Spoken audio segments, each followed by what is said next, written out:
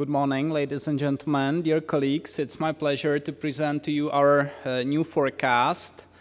The structure of my presentation is more standard than last time when I was presenting several scenarios. This time we actually have only one, which is the baseline forecast. But it differs from all the previous forecasts in that it's the first forecast in which we incorporated into the baseline scenario the use of exchange rate as a further monetary policy instrument to ease monetary conditions. And therefore, I will actually start my presentation with clarifying the assumptions of the forecast. Then I will go to the forecast itself, compare it with the previous one, and this time the relevant comparison is actually not with the baseline, but with the previous alternative scenario, which already incorporated or assumed the use of FX as an instrument. And then I have two small special topics. One relates to our analysis of import intensity of consumption based on input-output tables that we have as a box in our inflation report, which was released today. And finally, we would like to make some announcements about changes in the CNB's monetary policy communications. You might have already noticed some of those changes, but some of them will be new one, including new meeting dates with analysts for this year. Okay, so let me go to the assumptions of the forecast.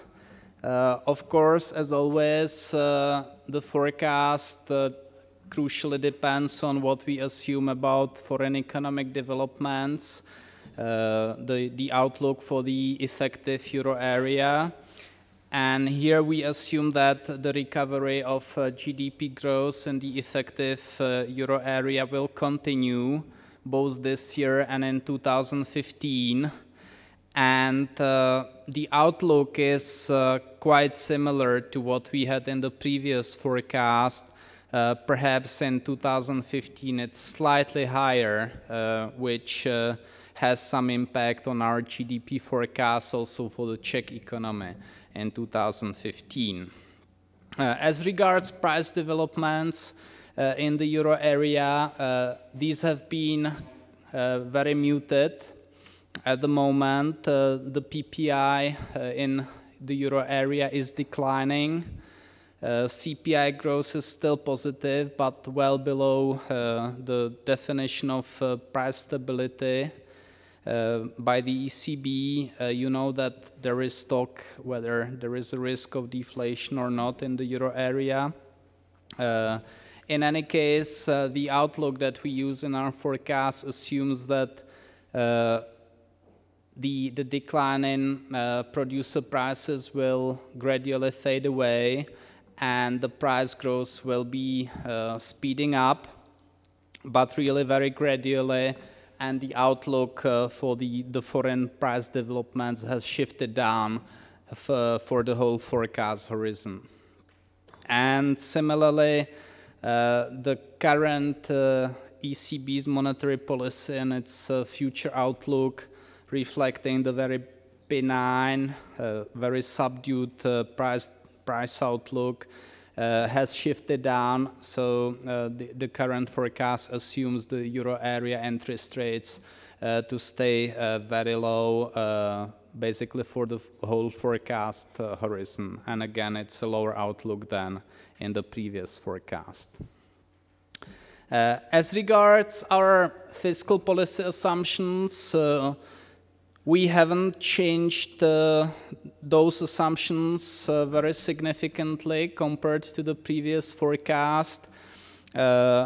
We expect that the deficit for 2013 has declined below 3% of GDP, and in line with the government plans, it will stabilize below this level, which actually means that the structural deficit might slightly increase in 2014 and then mainly in 2015, because there will be a favorable cyclical impact. And if the headline budget deficit is going to stay constant, it will mean some increase in the structural deficit. And in line with that, we expect that after a negative fiscal impulse last year, which we still estimate at minus 0.6 of a percentage point, fiscal policy will be broadly neutral in its impact on the GDP developments this year, and will slightly add to the GDP growth in 2015, when we expect a positive fiscal impulse equal to 0.3 of a percentage point. As regards real government consumption, we expect that it will continue growing at relatively modest rates, but positive rates. This reflects, all these things reflect the fact that, at least for the moment, fiscal consolidation has been finished, and fiscal policy will no more constitute a drag to the economic growth. As regards the monetary policy assumptions, you know that in normal circumstances we work with forecasts in which both interest rates and exchange rates are endogenous variables. But now, as we hit the zero lower bound for nominal interest rates, and as we started to use the exchange rate as a further instrument of monetary policy, we had to adjust this approach. In particular, the new forecast assumes that the market interest rates will be flat at their currently very low levels, which are equal to the technically 0 2-week repo rate and the prevailing money market premium until the start of next year. We have a near-term forecast for the exchange rate for the first quarter of this year set at 27.3 Czech crown per euro, which reflects the fact that currently the exchange rate is moving above the level of our commitment. But afterwards, we assume that the exchange rate will be basically at the 27 koruna per euro level, so at the level of the CNB's exchange rate commitment, and this level is assumed until the beginning of 2015. The reason that we incorporate this level into the forecast is the fact that, according to all the analysis that we carried out at my department, we still consider this level to be appropriate, delivering the necessary easing of monetary conditions. Of course, after that, after the start of the next year, in our forecast, both the nominal interest rates and the exchange rate become endogenous variables again. Of course, it doesn't mean that the exchange rate jump appreciates to the pre-intervention level, because in the meantime, the weaker koruna will pass into higher price level wages and other nominal variables. So this needs to be taken into account. Now let me go to the forecast itself. Just to briefly summarize it, headline inflation will fall to very low but positive levels at the beginning of this year due to a drop in administered prices and unwinding of the previous VAT changes effects on inflation. It will then return to the target by the end of this year, averaging at 1.2% on average in 2014.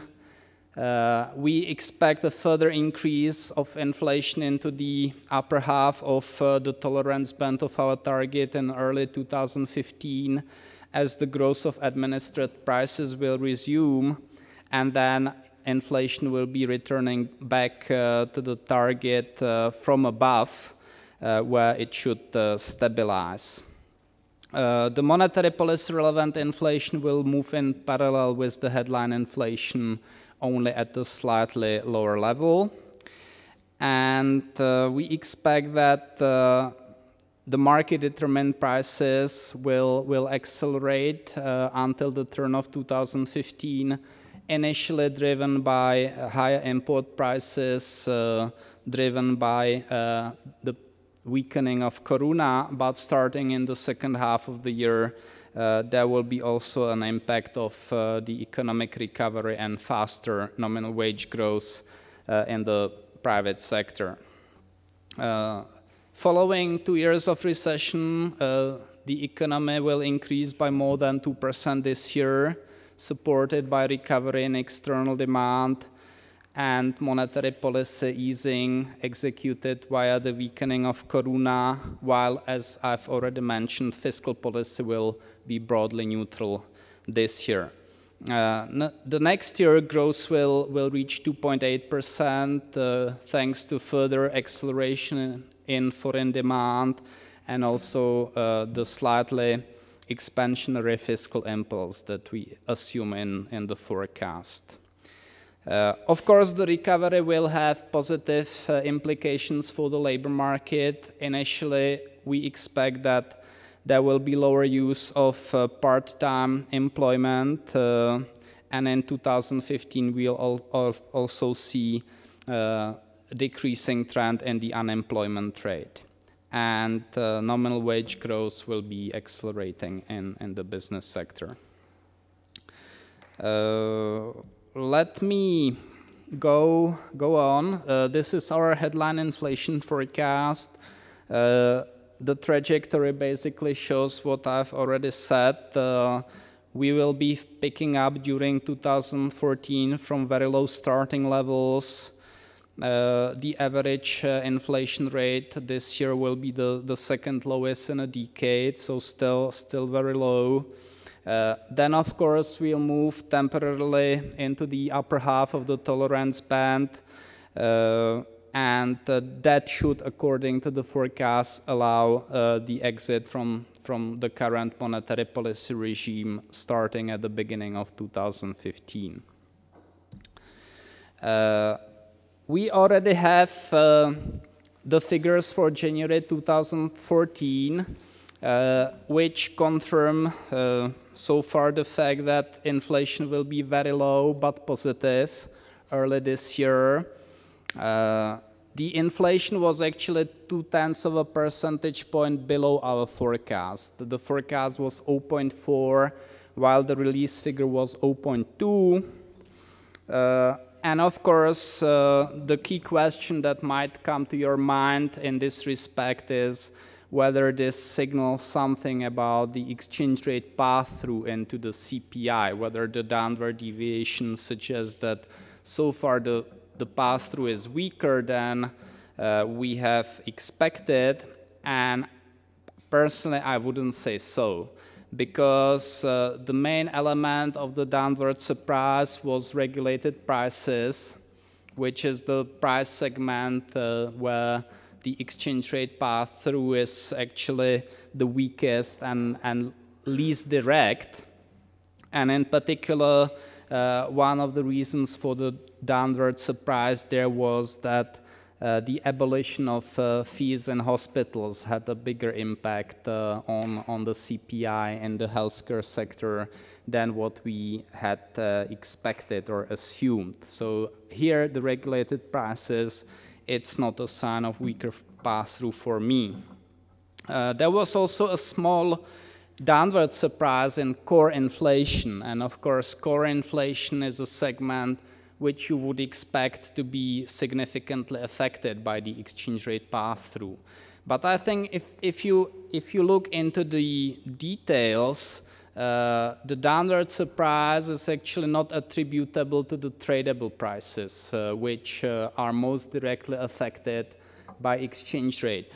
You can actually see that the long-lasting decline in tradable prices has diminished significantly at the beginning of 2013, which suggests a pass-through from the weakened exchange rate. What surprised us on the downside is that the prices of non-tradables have declined again. And the non-tradables are mainly services, which are, of course, not so much directly affected by the exchange rate, but they are rather a reflection of the inflationary pressures on the domestic economy. So if the downward surprise from core inflation suggests to us something, it might be rather the fact that the domestic economy during 2013 was even more anti-inflationary than what we expected. This is, of course, just a very preliminary analysis, very preliminary assessment, but I thought it might be useful to share it with you here. This is the forecast for monetary policy relevant inflation. I mentioned that it will move in parallel with the headline inflation forecast. Basically, this is because we expect only one indirect tax change on the forecast horizon, and it's the harmonization increase on the excise duty on tobacco this year, with an assumed effect on inflation equal to about 1/4 percentage point, which is, of course, significantly less than in the previous years when the VAT rates were adjusted. Looking more into the structure of inflation, administered prices have started to decline this year, mainly due to falling energy prices, but also thanks to a significant slowdown in the growth of some other regulated prices. In 2015, we expect that they will go back into positive growth rates of around 3% in year-on-year comparison. Net inflation has still been relatively low, or it was very low last year, but it has started to accelerate, and we expect this acceleration to continue until the turn of 2015, mainly reflecting increasing core inflation, or as we call it, adjusted inflation excluding fuels. You can see the outlook for the adjusted inflation excluding fuels here. It is still negative, but less negative than before, and we expect it to move to the positive territory in the second quarter of this year and accelerate further until early 2015. Initially, this will be driven by growing import prices as a reflection of weakened koruna, but later on also by the economic recovery. As regards food price growth, we expect the food prices, excluding tax changes, to be moving around 3% year-on-year, and it's fair to admit that so far the figures for January this year have been slightly above this forecast. So food prices are at the moment the only component which has surprised us to the upside. This is the analytical decomposition of inflationary factors from our core forecasting model. From the upper chart, you can see that at the moment there is an upward contribution to inflation from import prices as a reflection of weakened koruna, while price developments abroad have been very muted, as I've mentioned. On the forecast, this pro-inflationary impact of import prices will be gradually diminishing, while the key contributor will start to be the domestic factors, reflecting the ongoing economic recovery, which will feed into higher wage growth and also later on also increasing investment activity and the overall domestic demand. This is our forecast for the year-on-year GDP growth. In particular, we expect an increase by 2.2 of a percentage point in 2014 and 2.8% in 2015. The growth will be supported by a recovery in foreign demand and also by the positive impact of the depreciated exchange rate on price competitiveness and on lower real interest rates in the economy. We still estimate the impact of this measure, the exchange rate depreciation, at around 1 percentage point in comparison with a hypothetical scenario if the monetary policy had remained passive. Looking more into the breakdown of our GDP forecast, we assume gradual recovery of household consumption growth, supported by economic recovery, growing wages, and in the context of still relatively low inflation, it will mean growing real incomes. We assume a gradual recovery of the investment activity. For 2014 as a whole, we expect stagnation of investments and then resume growth in 2015. And most importantly, the exports will be leading the recovery.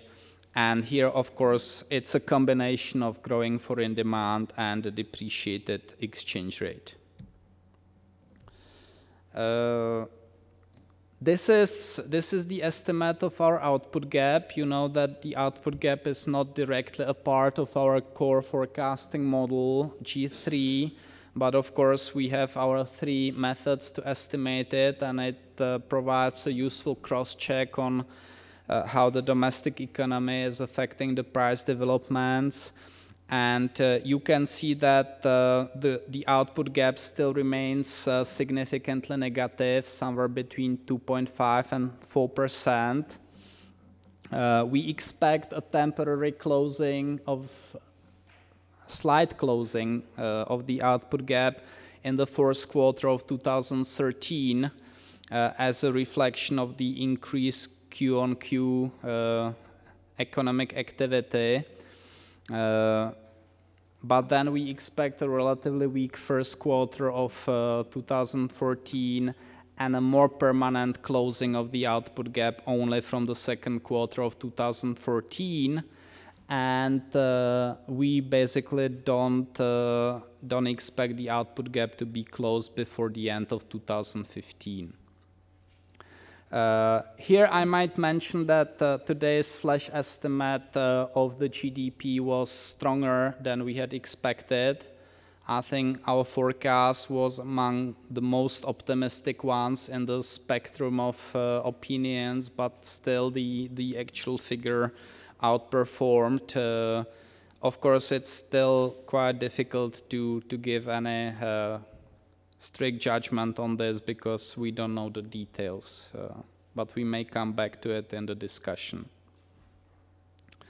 This is our forecast of how the economic recovery will be reflected in the labor market. At the moment, the number of employees continues to grow, which is relatively surprising given the previous decline in economic activity. The growth is driven mainly by the services sector, but the indicator which actually better captures the cyclical developments, it's the number of employees and full-time equivalents, because companies have increasingly used reduced working hours, and if you take this into account, employment has been actually declining. And with the economic recovery, we initially expect that the hours worked per employee will start increasing. So this will not, of course, have initially a positive effect on the number of employees and on the unemployment rate, but there will, of course, be a positive effect of this on the nominal disposable incomes of households. And later on, the employment growth will resume as well, contributing to declining unemployment rate mainly in 2015. For the unemployment rate, which is the right-hand chart, we actually expect some slight further increase as the recovery will not initially feed into higher employment, but rather higher working hours. And there are still some lagged effects of the previous economic slowdown. And on top of that, we expect the labor force to continue growing. So initially, the employment growth may not be sufficient to match this increasing labor force size. But from 2015, with the already more robust recovery, unemployment should start declining on a more permanent basis. As regards wage growth, it's currently very volatile in year-on-year terms because it's still affected by the effects of tax optimization from late 2012. But if we exclude those effects, the nominal wage growth is currently at historically lowest level, just marginally above 1 percentage point in year-on-year nominal terms. But with the economic recovery and accelerating inflation, we expect that wage growth will pick up. And on top of that, in 2015, we expect some additional impact on the nominal wage growth from the changes in healthcare insurance. In particular, 2 percentage points of the contributions which are currently paid by employers will be newly paid by employees, and we expect that there will be some partial compensation of this shift in healthcare insurance in terms of higher gross wages. This is the interest rate path consistent with our forecast. It is flat until the beginning of 2015, in line with our assumption. And then, according to the forecast, there should be sufficiently strong recovery of the economic activity and nominal wage growth to allow an exit from the current regime at the beginning of 2015, which will mean that the interest rates will once again become an instrument of the main instrument of monetary policy. As regards the comparison with the previous forecast, there is some downward shift in the outlook both for headline and monetary policy inflation at the monetary policy horizon. For this year, there is an offsetting change. We have marginally higher net inflation outlook, but more pronounced drop in administered prices. For 2015, we have a lower net inflation outlook, and this dominates. We have revised our GDP growth forecast slightly upwards this year and more significantly up in 2015. We also have slightly higher nominal wage growth and, on the other hand, lower unemployment rate, and a slightly less pronounced increase of the interest rates after the exit from the current policy regime. This is the downward shift in the CPI inflation. So you can see that from the second half of 2014, it's slightly lower, but the difference, it's not big. It's somewhere between 1 and 2/10 of a percentage point. And as I mentioned, the downward shift in 2015 is mainly due to a lower outlook of net inflation, which is caused by lower core inflation forecast, while the food price outlook is somewhat higher. For regulated or administered prices, you can see a more significant drop this year, and due to slightly more pronounced drop of electricity prices and more muted increase of some other administrative prices like water supply and sewage prices in 2014. In 2015, administered prices are slightly up due to a slightly weaker exchange rate of koruna against the US dollar, which could feed into natural gas prices for households. The decomposition of market-driven prices, as I mentioned, we have a more gradual increase in the core inflation in comparison with the previous forecast, which reflects a more gradual recovery of household consumption.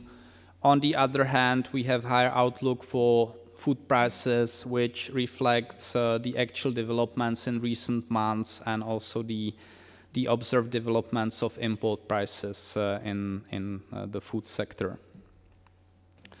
These are the changes in the GDP growth forecast, so lower for 2013 and then slightly higher for 2014 on average, and by 0.3 of a percentage point higher for 2015. The change in 2015 reflects slightly higher foreign demand as well as slightly higher government consumption growth. But the change is not big. Here you can see the decomposition, as I mentioned, more gradual recovery of household consumption. This reflects the weaker data that we observed in the third quarter of 2013. So it has no relation to the expected impact of the depreciated koruna. It's rather the carryover effect from the data. On the other hand, also partly thanks to the data for the third quarter, we have a slightly faster recovery of investments in late 2013 and 2014, and also going forward, slightly faster export growth. As regards the nominal wage growth, there have been some data revisions for the recent past, and we also have higher outlook on the forecast horizon in the 2015. This is mainly due to the changes in healthcare insurance that we have incorporated into the forecast of wage growth for the first time, and a downward shift in the unemployment forecast reflecting the recent downward surprises for the general unemployment, unlike the registered unemployment, which continues to grow a little bit. And after the exit from the current intervention regime, the interest rates are lower, and this mainly reflects lower outlook for the euro area interest rates that I've mentioned at the beginning of my presentation. Finally, last time I presented to you an analysis of exchange rate pass-through at the zero lower bound using our core forecasting model G3. This time we looked at the exchange rate pass-through from a different angle. We used the input-output tables by the Czech Statistical Office to see the import intensities of different sub-items of the consumer basket, and to make a judgment how big the pass-through would be if there was no change in margins, and also abstracting away from the second round effects of a weaker exchange rate on wage growth and other domestic macroeconomic variables. And you can see that based on the data, the direct intensity of our consumption is around 25%. If you take into account also imported inputs into the production of domestic consumer goods, the import intensity is about 1/3. And of course, it differs significantly among different subcomponents of the basket. For example, the food prices are quite close to the average for the household consumption, while services are naturally the item which is least import intensive, while, for example, computers are very strongly import intensive. That's something that doesn't surprise anyone, I guess. And then if you assume a permanent 5% exchange rate depreciation, you may calculate the cost push effects of the weaker exchange rate and our analysis suggests that the direct effect is about 1.2 of a percentage point, including the indirect effects, it's 1.6. Finally, let me mention some changes in our monetary policy communication as a reflection of our recent experience. You might have already noticed that the last press conference after the meeting started earlier at 14:15, 2:15 p.m. And it was broadcasted live on ČT24. We also plan this year to start webcasting it on our webpage. At the press conference, the governor presents a statement of the bank board, which is then immediately published on our webpage, both in the Czech and English languages. And we also plan to speed up the meeting with analysts this year. And as a general rule, we want to hold these meetings the day after the board meeting, the day after the policy decision. So typically on Friday, but not 8 days after, but 1 day after.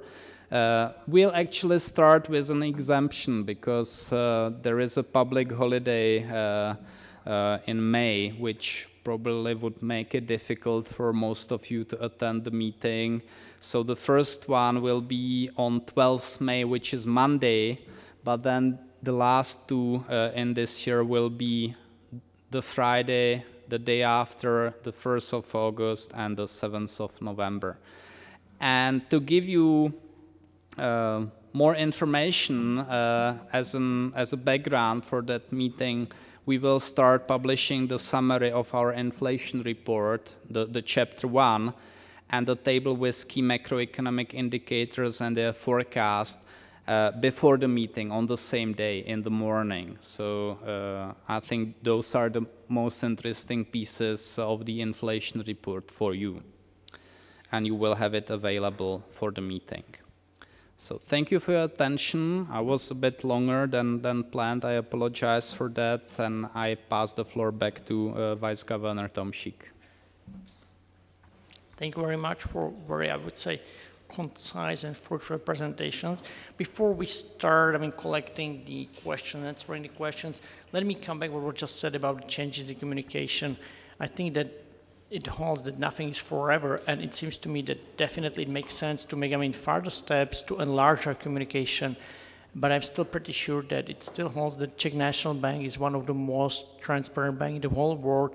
Nevertheless, I'm pretty sure that it makes sense to really start and to make some changes and to start, publishing statement of the bank board, which we already did last week, yeah, and it's publicly available, well, also in English.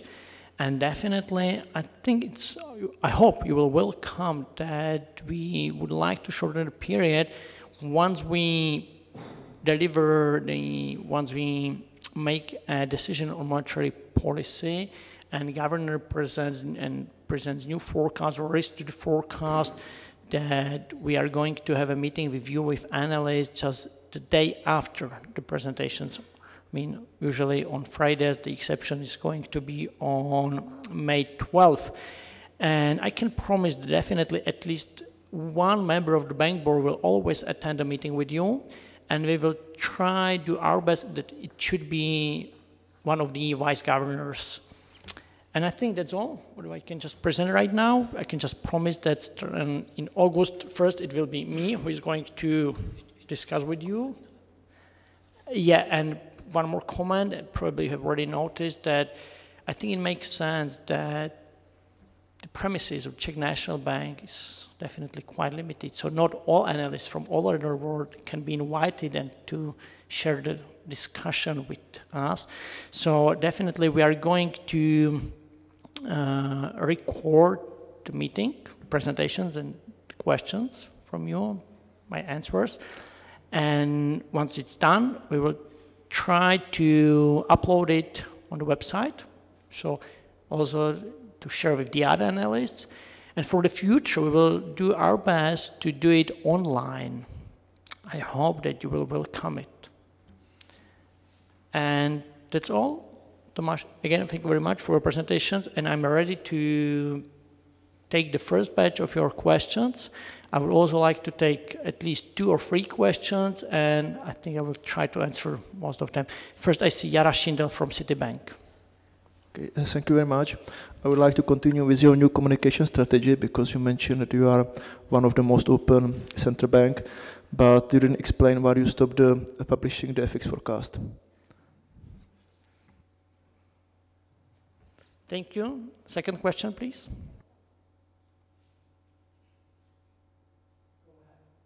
First, introduce yourself and your institution, because I don't know all analysts. I'm sorry for that. So I'm Dan Hewitt from Barclays.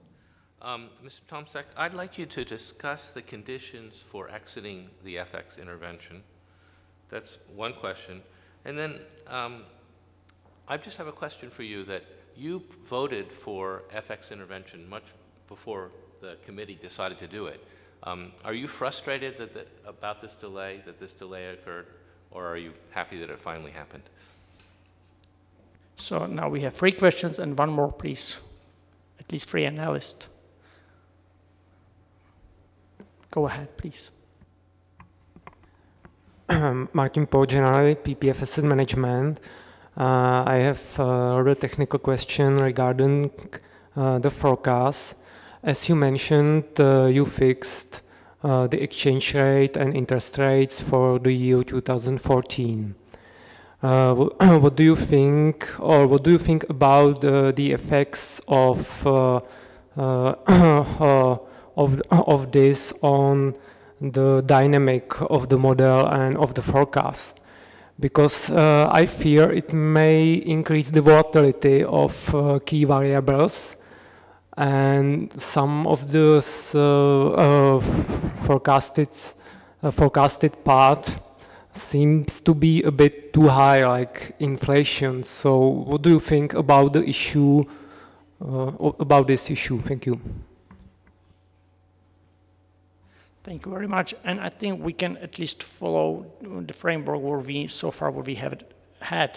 So I'm going to answer some, I would say, monetary policy questions, and some technical, as was the last one. I'm going to pass Mr. Holub. First question, the question coming from Citibank, Jara Schindel, about our small corrections, not about our openness, but about our transparency. I said we are one of the most transparent banks, not open bank, yeah. And I think it still holds. Show me another bank which is going to publish, minutes as well as protocol, casting votes, well, forecast. We try our best. But I understand your question, that we stop at a certain point publishing some assumptions. But on the other hand, I look at the slide number 6. It was presented, and I'm happy I was there at 11 o'clock, exactly. Because I didn't miss the slide number 6, Jaro. Slide number 6 says that afterwards, the exchange rate is assumed at 27 koruna to euro. It means, so, well, we are quite open and transparent regarding the assumptions. And we are still, transparent regarding the other assumptions of interest rate differential. Of course, you can say we can publish our assumptions as a figure, yeah, as a fan chart. But does it really make sense? Because we say, what are something as a floor? Yeah? And one very strong argument is to stop publishing this fan chart is that we are, right now, we are a player, in the market. And there is no player, playing with the cards to show the other players. So it's quite logical. But I hope, and it was one of the reasons we started these interventions, first of all, to avoid deflation, to really mitigate deflation risks. The second one was to speed up, coming back the inflation back to the target. And the third one not, I can say, unconventional monetary policy anymore. I think nobody is happy that we are not using standard tool, which is interest rate, zero lower bound. So I'm saying that, but we will do our best to, coming back to the standard tool using interest rate differential. And once we are here, using this interest rate, repo rate, definitely at that time we will resume publishing all assumptions of the forecast. And just some hint, because we call it as a G3 model is publicly available, so it's very easy to plug in all variables and you can get the FX fan chart by yourself. It's my personal advice. The second question was about FX exit strategy. Again, all of us, we are playing with the same economic theory. And the model is based, the key variables that you can calculate definitely its interest rate differential. And why I'm saying that, because first of all, we have to see that the inflation is back to the target. And as it was just presented by Mr. Holub, the inflation has to, the forecast of the inflation has to go to the inflation target from above. Still in the tolerance band, but from above. That's significant difference because it was yesterday, 2 days ago, the current inflation was published year on year, and the current figure is 0.2. And some people say, look, well, there is no deflation. But first of all, we should really look how far is the current figure from our inflation target. And it's really far away. It's almost 200 basis points. Can you imagine that this economy should have inflation at almost 4%? It's the same. It's symmetric, evaluation. Why I'm saying that? Because we have to make sure once we are going to exit the strategy, once we are going to exit this using the second tool, unconventional tool, I would say, we make sure we will not be forced to use this strategy anymore. So regarding the FX strategy, definitely you have to see there are going to be some inflation pressures coming from above of the inflation target. And definitely you have to see some inflation coming from domestic economy, not only from imported prices, because of course imported prices will go up due to FX intervention, but it will be just a wave and it can fade away immediately. So you have to see there are going to be pick up or bottom up of the Czech economy, mostly from domestic side, and once you see that the inflation is going to be from domestic economy in a permanent way, not in a temporary way, well, I think the Czech National Bank will be ready to exit the strategy. Regarding your second questions, how I voted, whether I'm frustrated or not, first of all, I have never ever said how I voted. It's going to be published in next 5 years and 8 months, something like that, or 10 months, something like that. I have never ever publicly declared that. Of course, I do have some economic theory, which I think is going to back up what the decision-making body of the Czech National Bank made in November last year, because, well, this is not a personal, decision. It was made by the employees of the Czech National Bank, and all board members are employees of the Czech National Bank. And once you are a member of the team, you have to follow what kind of decision was made. Whether I'm personally frustrated or not, well, there are several things I'm personally frustrated. But on the other hand, I have to say, and this is public information, well, there are some international organizations, they provide some economic advice to the Czech Republic. One of them was provided by OECD 2 years ago, because OECD runs, we call it as the economic review of each member OECD country. And yesterday there was, I would say, hearing or examination of the new prepared version of the economic review of Czech Republic. And I was present there yesterday, and definitely I was not frustrated from the perspective viewed by OECD. And this perspective is going to be published in the mid of March next month. It will be delivered by General Secretary Mr. Guria here in Czech Republic. And I'm just trying to attend your attention to this publicly available information, which is going to be available next month. So there are several things I'm frustrated, but definitely I'm happy that most economists, they understand the economic theory, and even the international organizations, they just provide economic advice, and they understand that. The final questions regarding the changes in forecast, etc., I think it's quite technical questions. Tomáš, may I ask you to answer the question? Thanks. Okay. Definitely fixing the exchange rate as well as the interest rates in the forecast, it's something non-standard. But of course we have not invented the zero lower bound. It's a kind of objective fact that we had to take into account. Definitely we in the forecast keep the period of the fixed monetary variables to the minimum. So at the moment, it seems that the forecast suggests that the necessary minimum, it's until the start of 2015.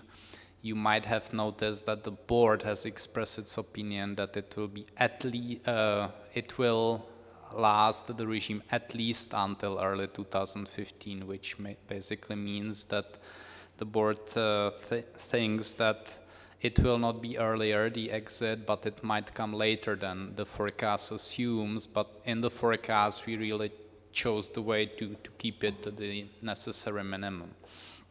As regards your remark that some forecasts seem to be too high, for example, inflation, last time at this meeting, I presented an analysis of the exchange rate pass-through, which showed that, at least according to the forecast, the pass-through, it's not a constant thing. It's not a deep parameter of the economy, which is the same for all circumstances. And we believe that at the zero lower bound, the exchange rate pass-through, it's stronger than in normal periods. In normal periods, the empirical estimates of the pass-through for the Czech Republic are only around 10%. So 1% depreciation increases inflation just by 0.1 of a percentage point.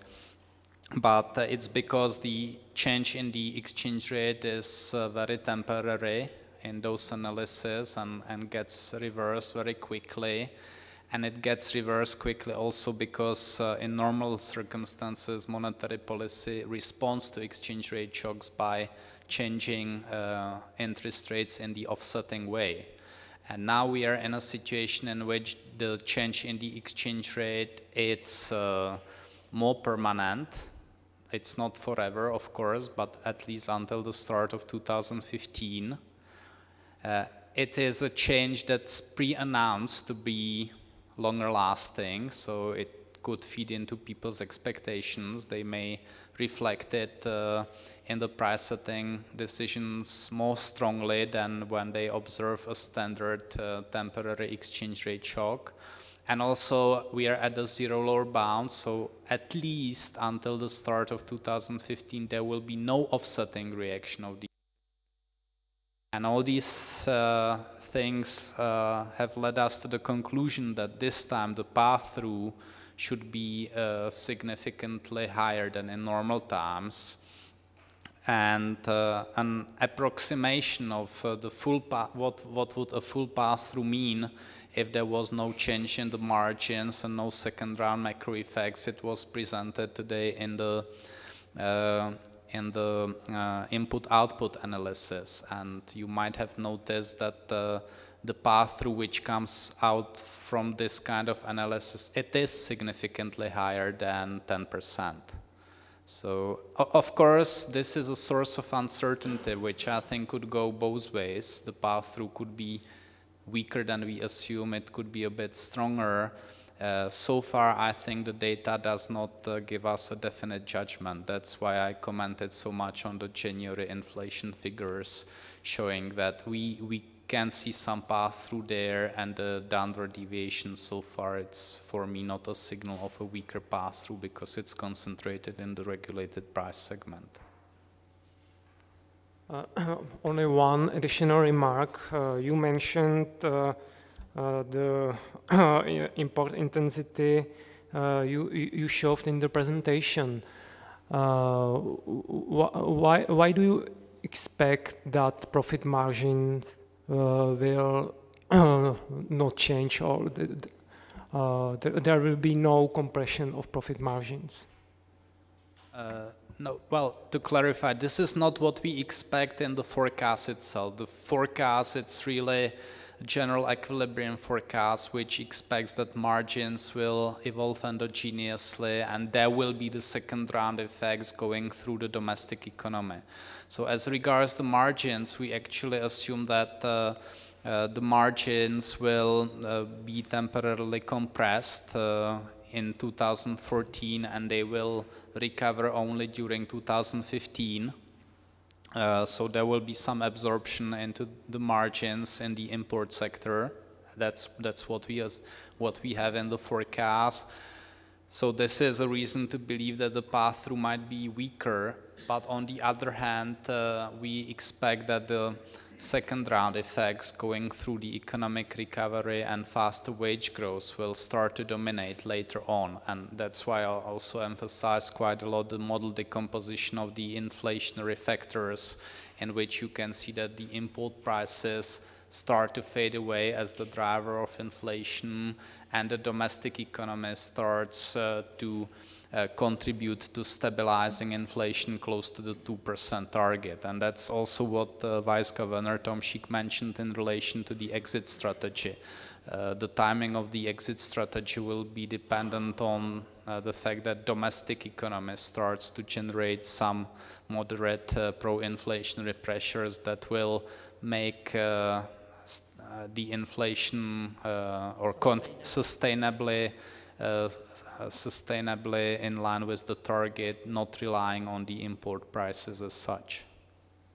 I think it's right time to follow a little bit before I take the second batch of your questions. Just let me come back to the question of exit was, provided by Huey Daniel from Barclays. Probably 2 points or 2 notes I would like to comment. What does it really mean to exit from using this second tool of monetary policy? I would really point it out that it doesn't mean that we will exit from managed float regime. No way. It just means that we will probably stop using floor 27 crowns per euro. But we have been living in managed float regime for several years, 20 years, Tomáš, 15 years, something like that. So exit strategy, it doesn't mean that we will give it up to intervene once we see a huge volatility in FX market. Just be aware of that, yeah? And the second point, or second probably note on this exit strategy, I think, again, page number 3, slide 6, it's very important to deliver this message that once there is an exit, it doesn't mean that it will imply appreciation of the exchange rate to the level recorded before the CNB started intervening. We are clearly saying that because according what we expect for the nominal rigidities, once we, in this regime, at least 1 year, the pass-through will increase price level. According to that, monetary policy can influence real economy, but we can influence nominal rigidities, nominal variables. So it makes sense.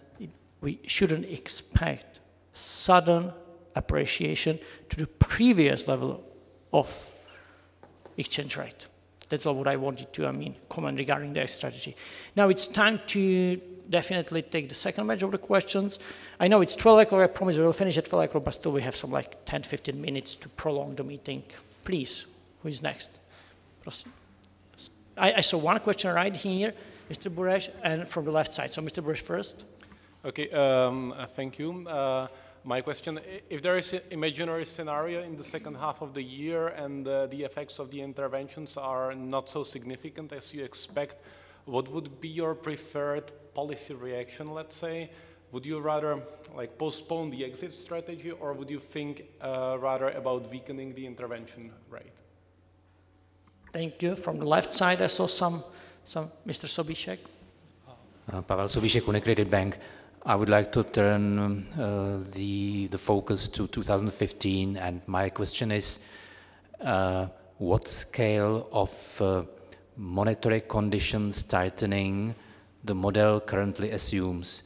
Because I believe that what we see in the interest rate path does not tell us the full story.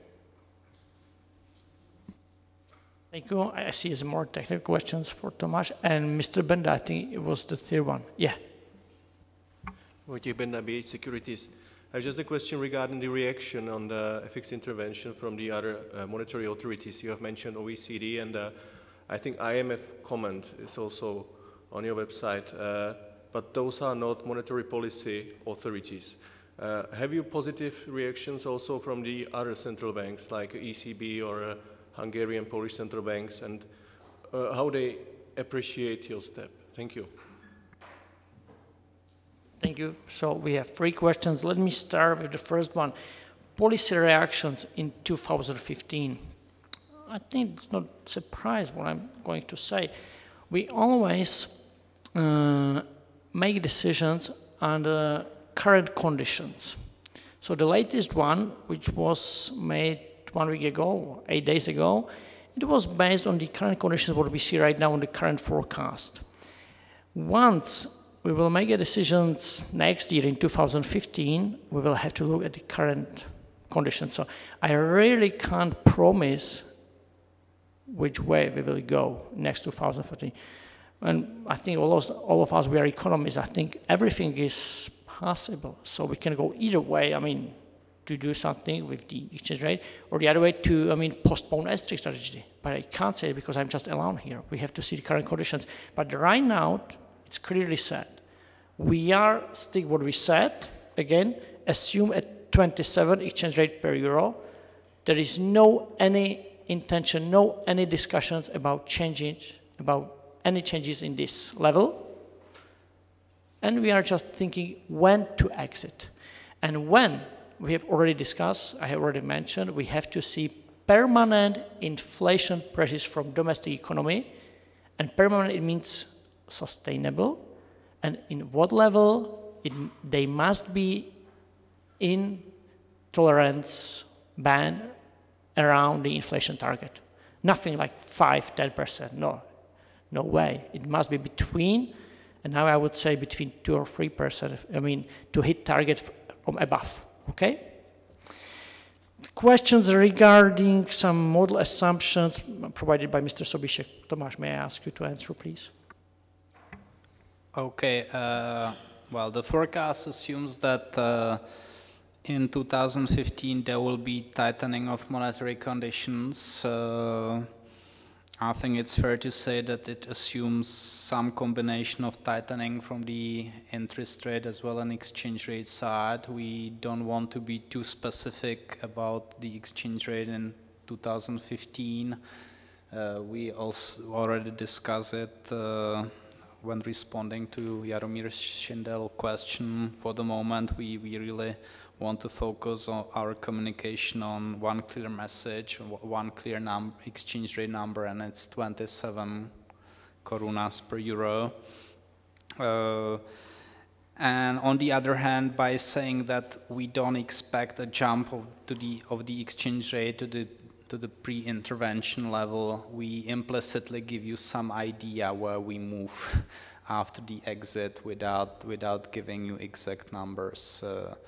Of course, the fact that there is a tightening of monetary conditions in 2015, it's because the forecast implies it will be needed because the economy will be already on a sustainable recovery path, and inflation, as emphasized by Vice Governor Tomšík several times, will be in the upper half of the tolerance band of the target. But on the other hand, we are certainly not thinking that there should be a significant jump in the exchange rate to the stronger side after the exit.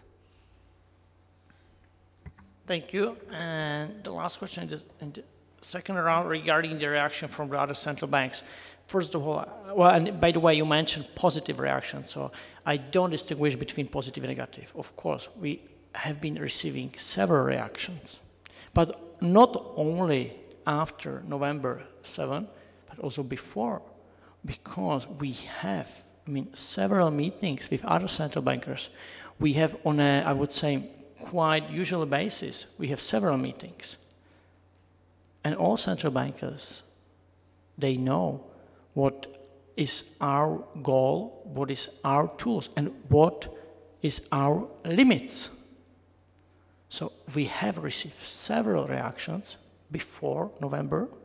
We have received several reactions. Once we hit zero lower band, we have shared several experience, and of course we have also received several reactions after November 7th. Whether they are positive or negative, look, it's just, I would say, communications among central bankers, and this is a meeting with analysts. We present, I mean, forecast assumptions. This is not a publicly available communication, but what is publicly available will be published, and it was mentioned as is, I mean, economic review of OECD or Article 4 consultation provided by the IMF institutions, as well as statements from governing board of ECB or government board of European system of central banks, where we participate every quarter. By the way, as we are a member of the 28 countries in the European Union, well, we have communicated, as I said, every month we communicate with ECB what is our current policy, I mean, tools, forecast, etc. And it was even before November 7, we communicated with the analyst of ECB what we are going today if the current situation looks like that. So, of course, there is, and there will be communication among central banks. And that's all I can say to these questions. Thanks. And it's still, I mean, we still have some time, so let me start the last third round of your question. You already was, so wait for the others. If there is no questions, yeah, you will be next one. Wait for the other. I think some ladies, there are some, they should go first, ladies. Please, I see some. Well, Tomáš Hlinka, Moody's Analytics. Well, I have a question about the timing again. So, can you give us your personal preference about the exiting the exchange rates intervention and starting hiking the interest rates? That's it. Thank you. Thank you. Second question. Okay, Yara, it's your turn. Okay, thank you to my colleagues. I would like to ask regarding the wage growth in 2015, because there was, you said that you implied first time the transfer of the healthcare insurance paid by employers to employees. Frankly, I am lost a little bit in the new proposal legislation, Czech legislation. So we are talking about 2 percentage points, and you assume 0.3 percentage points will positively influence the gross wages in 2015, which frankly seems to me quite low. If we take into account, for example, discussion about the exchange rate pass-through on the profitability of Czech exporters, profitability in the Czech economy, and let's say how this profitability will influence the wage growth in the Czech Republic. Yeah? Because this, if I look at this, 2 percentage points and only 0.3 percentage points go to the employees, it seems to me quite low if I take into account how large increase in wages do you expect in the economy in 2014, 2015. Thank you. Thank you. And last question, if there is any. No. All right, so let me start with questions, given by Mr. Hlinka regarding the exit strategy. If I understood correctly, the question was about, how we are going to use interest rates differential, whether we should first exit from the floor of exchange rate and after that start, increasing interest rates. Yeah. I have to say that I always enjoy reading, comments provided by analysts, your reports. One of the commercial banks, commercial with, small, not capital letter C, provided by one of you, said first, it's logical that we should stop intervention. But this is a very nice sentence because I think it's, once the current exchange rate is like 27.5, so I think it's obvious that we haven't intervened for several weeks or even months. So let me use the other words. First, we should, get rid of the floor, and probably after a few hours, days, weeks, we can start increasing interest rates. Well, it makes sense according to uncovered interest rate parity theory. But on the other hand, I can say that I can imagine even the other way around. So you can play both. You can just start probably producing forecasts like that, just probably increasing interest rates, not it was as it was signaled by the forecast, because the current forecast signaled the increase even by 75 basis points. It's like 3 hikes. It's quite enough.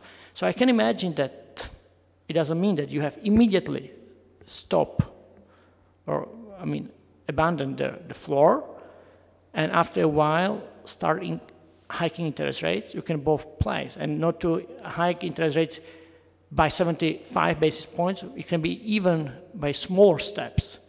But we will see, which right now we just indicate the period. And regarding the technical questions, whether we should really abandon the floor and start increasing by 25 basis points, 50 or 75, I think this is the right time to discuss that will be probably in the first quarter next year. It's too preliminary to say that, because I think both theory can work. So you can do both. And I already mentioned that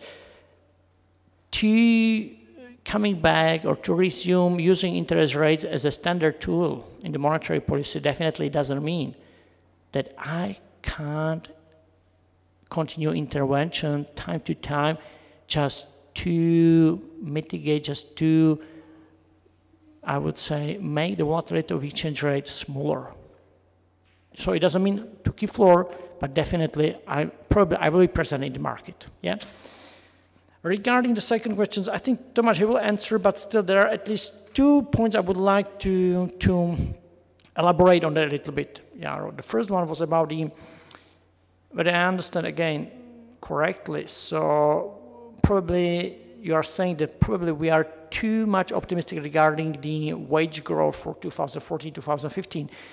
And if you read the current minutes published in the morning, it seems to me you can clearly recognize that some of the members indicated they saw some downside risk to inflation.